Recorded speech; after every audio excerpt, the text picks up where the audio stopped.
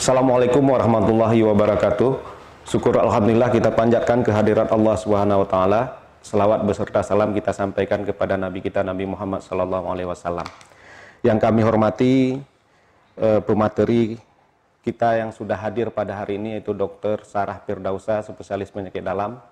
Yang kami hormati Bapak Ibu pengunjung Rumah Sakit Zainul Abidin yang lagi menunggu antrian untuk berobat ke masing-masing poli. Pada hari ini kami dari Instalasi Promosi Kesehatan Rumah Sakit akan mengadakan edukasi seperti mana biasanya, itu merupakan tugas rutin dari Instalasi Promosi Kesehatan Rumah Sakit. Namun pada saat ini karena ujian dari Allah SWT itu wabah COVID-19, maka edukasi kami laksanakan melalui media televisi yang ada di hadapan Bapak Ibu sekalian.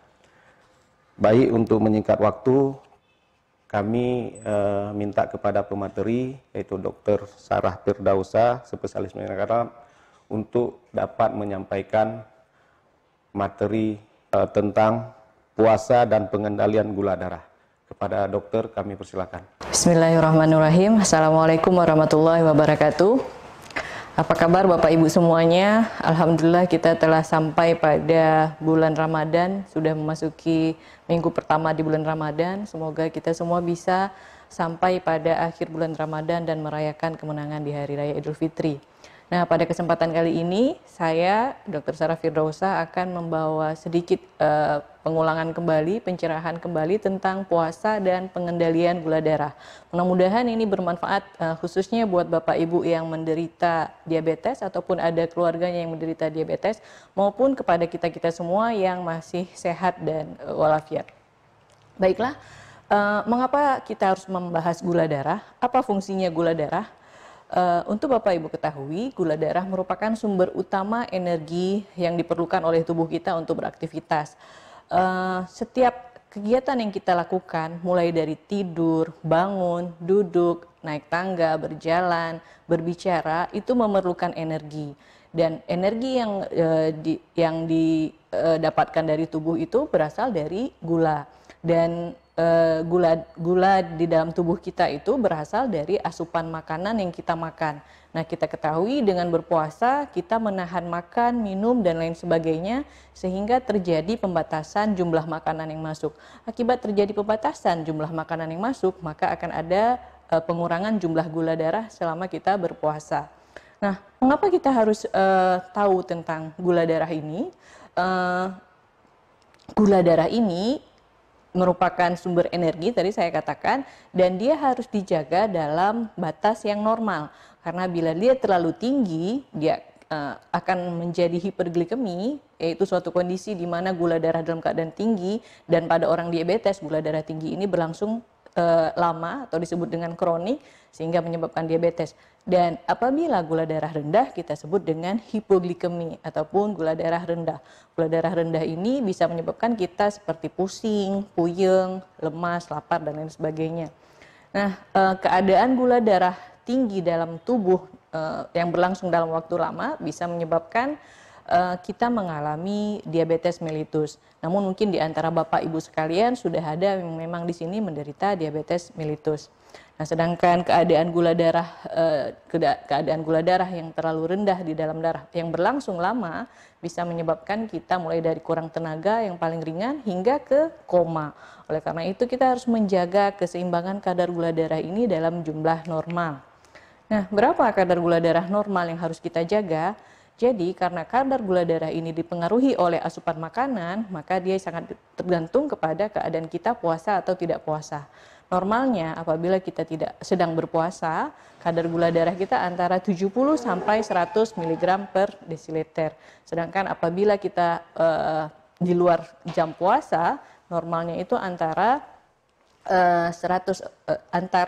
di bawah 140. Ya, apabila gula darah kita di antara 140 sampai 200, maka kita disebut mengalami gangguan toleransi gula darah, ya. Dan apabila gula darah acaknya di atas 200, maka kita mengalami diabetes. Nah, selama puasa ini kita mencoba menjaga kadar gula darah puasa kita di bawah 100, antara 70 sampai 100, dan kadar gula darah ACA atau kadar gula darah sewaktu itu di bawah 140. Bisa sekali-sekali Bapak Ibu mungkin pergi ke apotik mengecek gula darah sewaktunya berapa, jaga jangan sampai di atas 140. Apabila sudah di atas 140 mungkin bisa berkonsultasi dengan dokter. Nah, selanjutnya apa hubungan gula darah dengan puasa? Gula darah sangat berhubungan dengan puasa karena tadi saya katakan gula darah itu dipengaruhi oleh asupan makanan. Setiap kita makan, maka gula darah akan meningkat dalam waktu 1-2 jam setelah kita makan. Namun, tidak hanya makanan saja yang mempengaruhi gula darah. Ada banyak faktor lain yang bisa mempengaruhi gula darah. Jadi ada keadaan-keadaan yang bisa meningkatkan gula darah walaupun kita tidak makan. Apa contohnya? Contohnya, pada orang-orang dengan kelainan tumor pada pankreasnya atau disebut insulinoma. Nah, pada keadaan seperti ini gula darah itu bisa menurun, bisa rendah walaupun pasiennya makan banyak. Itu keadaan-keadaan yang dapat menurunkan gula darah ya. Dan ada keadaan-keadaan yang dapat menurunkan keadaan gula darah lainnya adalah misalkan kita dengan aktivitas fisik yang banyak, kemudian keadaan metabolisme tubuh kita yang sedang tinggi, misalkan pada pasien-pasien kritis, pada pasien-pasien patah tulang, pada pasien-pasien sepsis, atau pada pasien-pasien COVID, seperti yang selama ini terjadi, pasien COVID yang berat maksudnya ya. Dan ada keadaan-keadaan yang bisa meningkatkan gula darah, ya, keadaan-keadaan yang bisa meningkatkan gula darah misalnya stres. Pada saat stres akan keluar hormon di dalam tubuh kita namanya hormon kortisol dan hormon katekolamin. Nah, kedua hormon ini bisa meningkatkan gula darah ya. Nah, karena ini kita di bulan puasa, mungkin akan timbul pertanyaan, apakah boleh pasien diabetes berpuasa? Pada prinsipnya, puasa itu boleh pada orang sehat maupun pada orang diabetes. Namun ada syarat dan ketentuannya untuk pasien diabetes. Apa syarat dan ketentuannya? Pada pasien diabetes yang harus kita jaga, gulanya harus terkontrol. Jadi selama ini sebelum bulan puasa, mungkin Bapak dan Ibu sekalian sudah pernah kontrol ke dokter, sudah pernah kontrol ke laboratorium, sudah melihat hasil labnya bagus, maka itu disebut gula darahnya terkontrol. Sedangkan bila selama ini gula darahnya tidak terkontrol, maka disarankan untuk konsultasi lebih lanjut kepada dokter. Karena bisa jadi apabila dia berpuasa mungkin akan memberikan resiko bagi pasien tersebut. Baik resiko gulanya menjadi rendah atau resiko gulanya menjadi tinggi. Nah, pada orang yang sehat dan pada orang yang gulanya terkontrol, biasanya kita akan tahan untuk tidak masuk bahan makanan selama 10-14 jam dan tidak menimbulkan gangguan kesehatan ya. Tetapi apabila lebih dari 14 jam biasanya tubuh akan mulai mengadakan metabolisme mengambil sumber energi bukan dari gula ya, tapi dari lemak ya. Pada orang normal dan orang penderita diabetes yang gula darahnya tidak terlalu tinggi, artinya dalam batas normal, selama dia berpuasa, maka sumber energi yang digunakan adalah sumber energi yang berasal dari makanan yang kita makan pada saat sahur. Dan sumber makanan ini akan diubah menjadi gula darah. Nah, gula darah ini bisa bertahan antara 12-16 jam. Jadi walaupun kita tidak makan, cadangan gula darah kita itu bisa bertahan antara 12-16 jam. Nah, apabila sumber gula tersebut sudah habis, maka akan diambil sumber gula cadangan ya. Jadi kita punya gula cadangan ya. Letaknya itu ada di hati, ada di otot dan ada di jaringan lemak. Nah, apabila sumber cadangan gula dari hati itu habis, maka selanjutnya akan digunakan sumber gula cadangan dari lemak dan otot. Nah, karena tadi saya katakan bahwa pasien diabetes dengan gula tidak terkontrol akan beresiko untuk mengalami hal yang tidak baik. Apa itu hal tidak baik? Nah, tidak dianjurkan untuk berpuasa. Kenapa tidak dianjurkan untuk berpuasa? Biasanya pada pasien-pasien dengan gula darah di atas 250 itu cadangan gula yang ada di hatinya itu tidak mencukupi untuk memenuhi kebutuhan metabolisme tubuhnya, sehingga akan digunakan cadangan gula dari lemak dan otot. Nah, apa akibatnya kalau dipakai energi cadangan dari lemak dan otot? Nah, pemakaian cadangan gula dari lemak dan otot akan menyebabkan peningkatan benda-benda keton. Benda-benda keton ini adalah hasil sampingan dari gula cadangan tadi, gula cadangan yang diambil dari lemak dan otot. Nah, benda-benda keton inilah nanti yang menyebabkan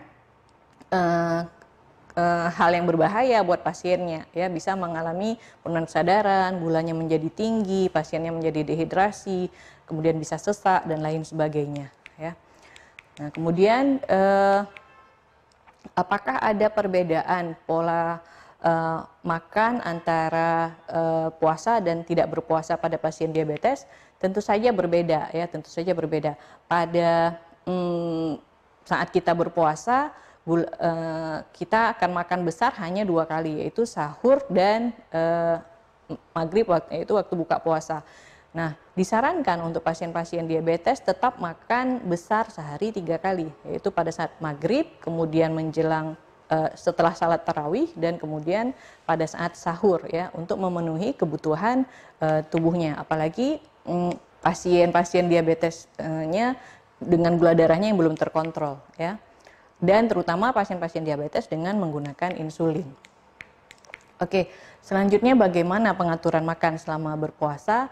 Nah, disarankan untuk pengaturan makannya pada saat berbuka puasa gunakan 50% total kalori itu pada saat berbuka puasa. Yang 50% ini dibagi 2, jadi 10% makan sebelum salat maghrib atau berbuka puasa dengan takjil sekitar 10%, kemudian 40%-nya dengan makanan berat sesudah maghrib sebanyak 40%. Nah, sesudah salat tarawih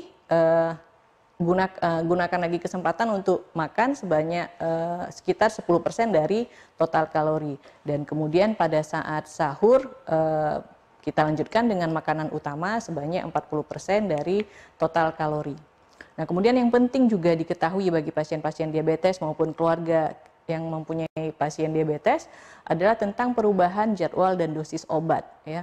Secara khusus mungkin ini harus didiskusikan dengan dokter pribadinya, karena beda orang, beda juga treatmentnya, beda terapinya. Ada orang yang mungkin cukup minum 1 jenis obat, ada orang yang 2 jenis obat. Sebagai contoh saya berikan, misalnya dokter meresepkan obat-obat golongan sulfonylurea, misalnya seperti glukodex ataupun glibenclamid, glimepirid yang biasanya sering kita resepkan di poli rumah sakit ini.